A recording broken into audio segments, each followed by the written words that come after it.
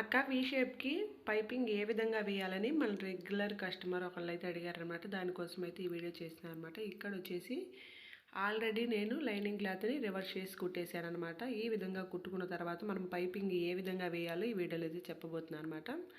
ఈ విధంగా పైపింగ్ థ్రెడ్ని రెడీ చేసుకోవాలని చూస్తున్నారు కదా. ఒక సైడ్ వచ్చేసి ఫోల్డ్ చేసి కుట్టేశానండి. ఇటువైపు వచ్చేసి పైపింగ్ థ్రెడ్ పెట్టి కూడా కుట్టేసుకున్నాను అనమాట.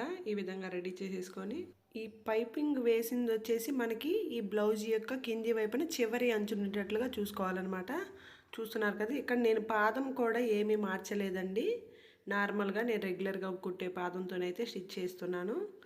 ఈ విధంగా కుట్టుకుంటూ మనకి వీ షేప్ అనేది కార్నర్ ఇక్కడ కనిపిస్తుంది కదా, ఇక్కడ మార్కింగ్ అనేది పెట్టేసుకోవాలన్నమాట. ఈ విధంగా పెట్టేసుకొని ఇక్కడ క్లాత్ని వచ్చేసి మనము ఏదన్నా ఒక నీడిల్ లాంటిది కానీ ఏదైనా తీసుకొని దీన్ని ఈ విధంగా లోపల వైపుకి అయితే ఫోల్డ్ చేసి అయితే కరువు దగ్గర కుట్టేసుకోవాలండి.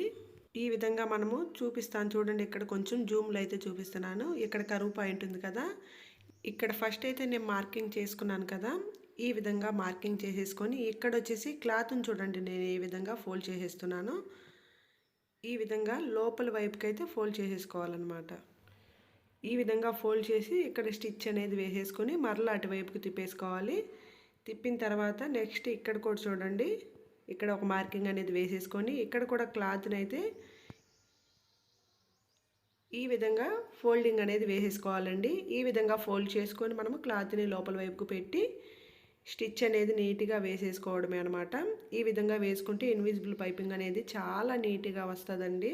మనం ఎలాంటి పాదం కూడా మార్చలేదనమాట. ఇక్కడ మీరు చూస్తూనే ఉన్నారు, నార్మల్గా రెగ్యులర్గా కుట్టే పాదంతో నేను ఎక్కడైతే పైపింగ్ని వేసాను అనమాట. ఫైనల్ ఫినిషింగ్ కూడా ఒకసారి అయితే మీరు చూడొచ్చు. వీడియో నచ్చితే తప్పకుండా ఒక లైక్ చేయండి ఫ్రెండ్స్. Thanks for watching.